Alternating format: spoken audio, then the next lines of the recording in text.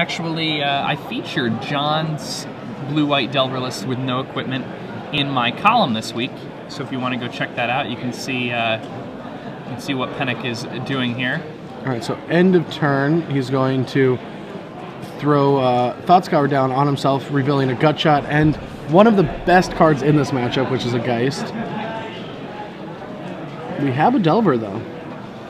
Not too bad.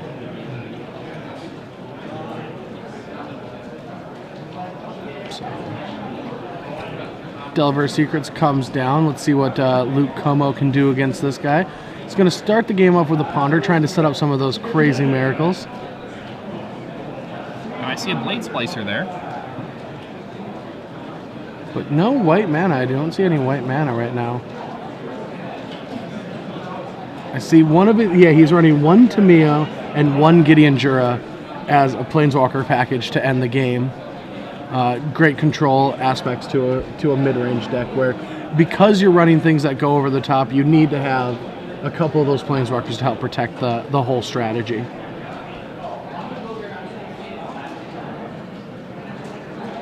Oh, excuse me, they're Glacial Fortress. He already had his white. Delver crashing in here. Did not get to switch into the Insectile portion.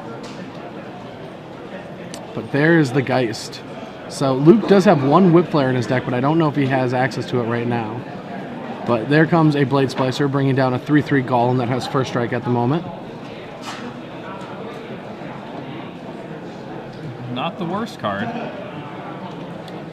No, I mean, John will have to have an answer to this. He drew another Delver.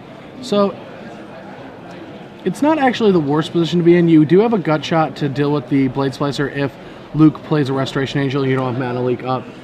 You can play another Delver Secrets that Golem can't really attack in because the Geist just crackbacks. But okay, so he's just going to send in, puts a 4/4 Angel into play. Interesting. So I think position. John must have Mutagenic Growth. Yes, so he's got one of his one Mutagenic Growth. And that's the perfect card to have here. Yeah, it's a perfect answer to this Golem. The Golem's going to deal 3 first strike damage, but it's into a 4/4 Geist. So Golem goes down. The Angel deals 4, dropping Luke to 15. And a second Delver comes down with not only a Mana Leak in hand, but if John draws another land, he has Snapcaster Leak as protection as well. Going to be pretty good here for John. And now both of these Delvers are kind of... just ticking time bombs. Yeah. They are giant dusk wasps, as it were. All right, so Ponder trying to find one of those bonfires, trying to wipe this board. Yeah, that's really what he needs at this point. I see a Snapcaster, a Seachrome Coast, and what looks to be a Blade Splicer. You know, interesting. Normally you wait till after you ponder to decide what land you're going to play, but because Luke is playing a deck with these bonfires, sometimes he's not going to want to do it that way. So. All right, so he draws that Seachrome Coast, and he puts that coast into play, and passes the turn.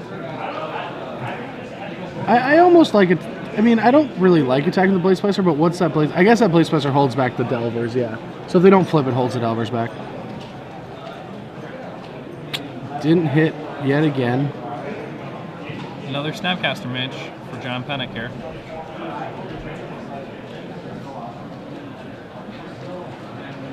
Yeah, so going to Gut Shot this Blade Splicer out of the way. Moving John to 16 with all Phyrexian mana pay. And he's going to attack for a whole 8 damage. This is real bad. So Luke plays a Snapcaster Mage without being a target. It's just an Ambush Viper right now. But John is now under a tough spot. So he can either Snapcaster Gut Shot it and not have any answer to a bonfire, or remove a spell. And if you see your opponent have this mana base, you need to expect that there's a bonfire sitting there. Yeah. So is John probably not too happy with himself, having used that Gut Shot on the Blade Splicer? Just to get in 2 extra damage. Mm-hmm.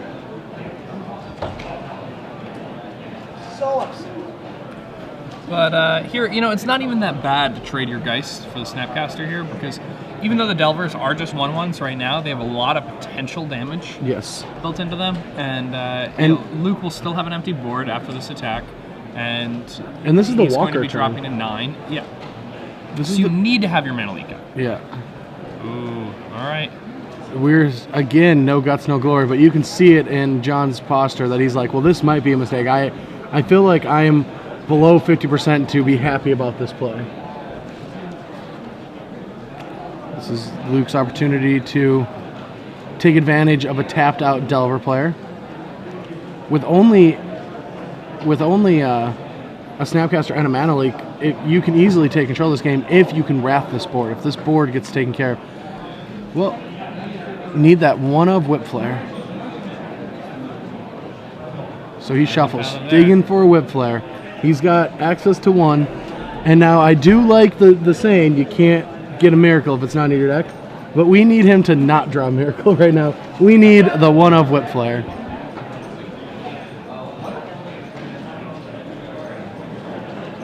Phantasmal Image. Yeah, Image can take care of this Geist, but there's still the potential of 4 guaranteed damage, let alone maybe 8, and just finish off the game if we flip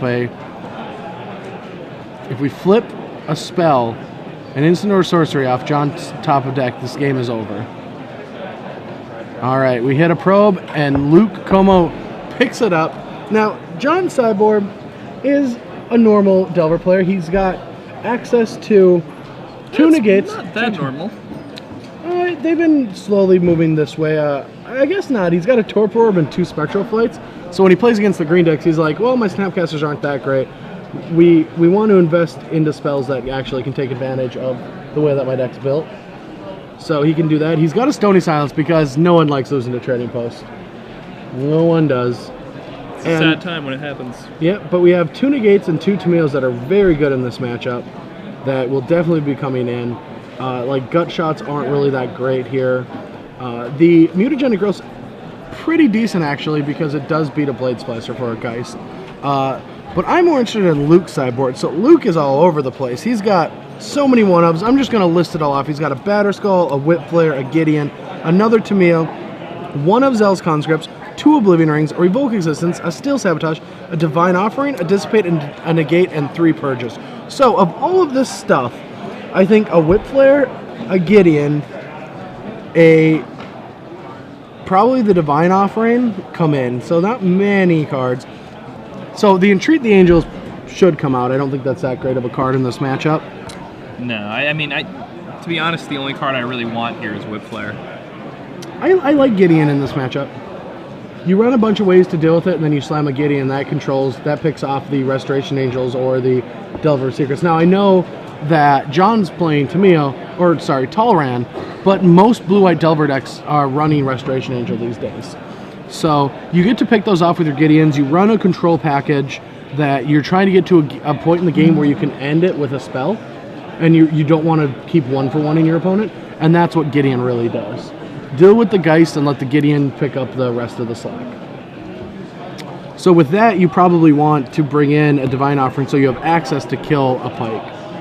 Because even though Penick's not running it, I assume most of my opponents are running some kind of an equipment, and right now it's Pike. That's the most efficient one that people are using right now.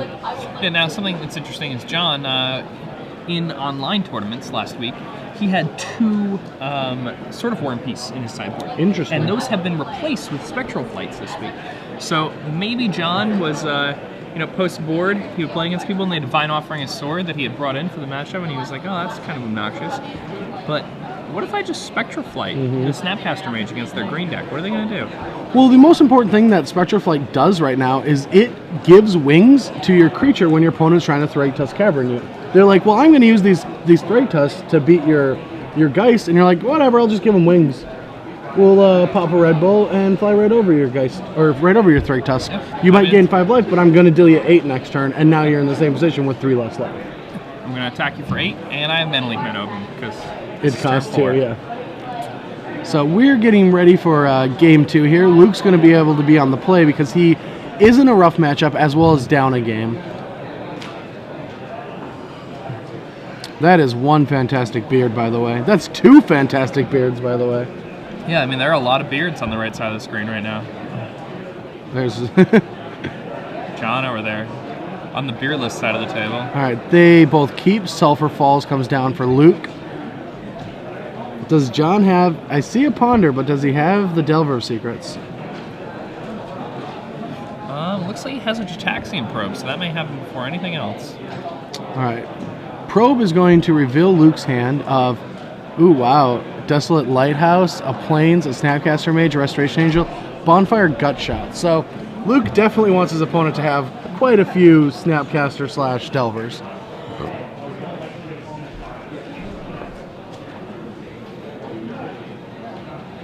I have yet to see many. The last time I saw Desolate Lighthouse activated was when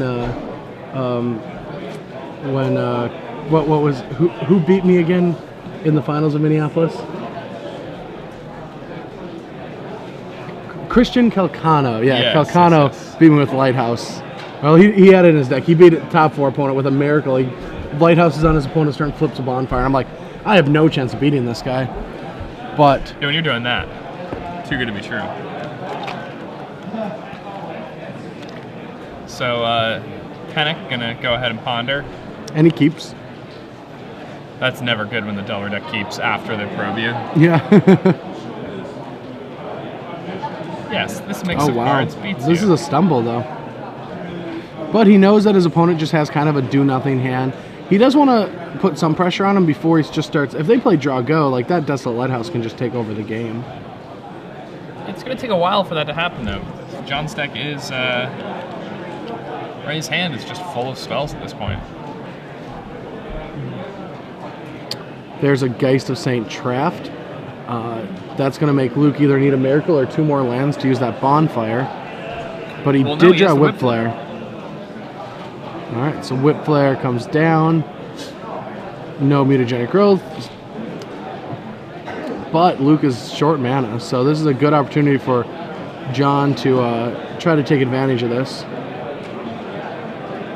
Okay, John's really going to want to press this advantage while he has it. Snapcaster would be perfect. Get a Ponder off. Oh yeah, I see a Gutshot in John's hand. I don't like that keep. I guess you can never be... I mean, you should be pretty confident that he doesn't have... Ooh. That's a big one. If that doesn't die this turn, Luke is in a world of hurt. Mana Leaks are going to make 2/2s and counter any spell. So he's going to Gutshot, Snapcaster, Gutshot. And now, because of this, John can, in response, Gutshot the Snapcaster, getting a token, putting a Drake into play. A Tim-8 token. Obviously. Because what other type of token would you really use? I don't know. That is by far the best token. It could be the Osip one, too. Osip's got a pretty good token. And with the Fisticuffs? Which Osip token? Aren't there 2 Osip tokens? I don't actually know. So, Tim-8 deals 2 damage to Luke Comeau, having flying as well, just so you guys at home know that Tim-8 does fly. In fact, he does. And a 5th land for John. Does he have... I see some spells, but I wonder if he brought in his Tamiya's. I think he would. I think they're very good in this matchup. But now Luke has 4 mana up. He's got a Restoration Angel, but he's going to run that Blade Splicer into a Mana Leak, unless John wants to image it and bounce the Golem. Which seems like a very reasonable line of play. Yes. So he's going to Vapor Snake that Golem, dropping Luke to 13.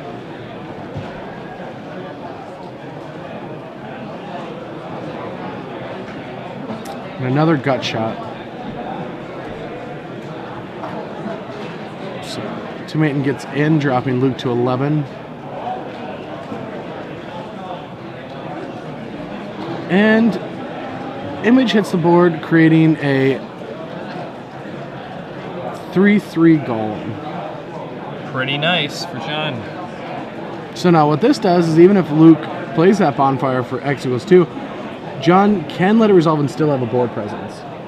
Yeah, he'll still be winning the board position. And if Luke decides to go for some sort of crazy Restoration Angel Blade Splicer play, we have a Gutshot John and a has Mana Leak and Gutshot. So we're just going to try to resolve this main phase 1. I still think it's a Mana Leak just because it's in the way. Yeah.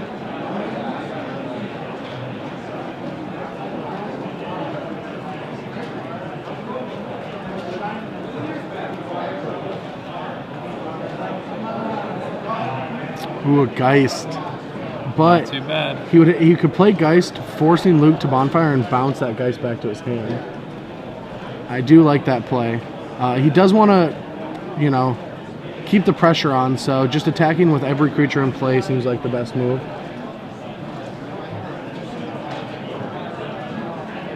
Alright, so he's going to Gut Shot just to make sure that Luke doesn't have any board presence, and attack for a total of 6 damage, dropping Luke to 5. So he does say go. That's interesting. This is just going to... This means that Luke can actually just play the Gideon and take it out. It will take 6 damage, but it stays in play. Yeah, I mean, Gideon, not too bad in the spot.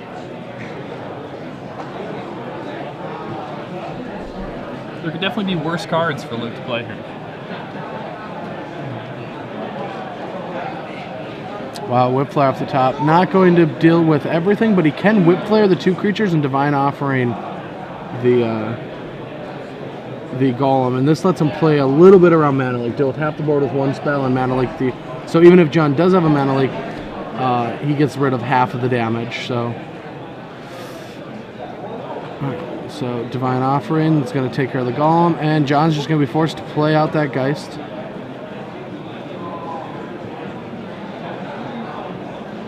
Wants to apply the pressure that he needs to win this game. Luke is down to a Bonfire and a Gideon. Both very good cards, but because John has a Vapor Snake in his hand, that's not going to allow Luke to kill that Geist the way he wants to. He's going to need more answers, like a Phantasmal Image. So he plays Image.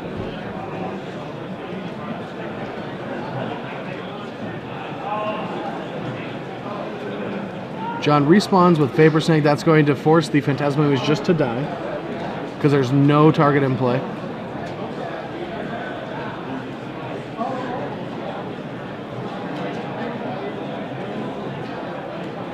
Geist comes back down. And what did John draw? I'm curious about this one. Bonfire off the top. Ooh. More bonfires. Good one. I don't like that line. I think I would have just dealt the extra 2 damage. There's no other play that Luke can make. He's not playing around anything.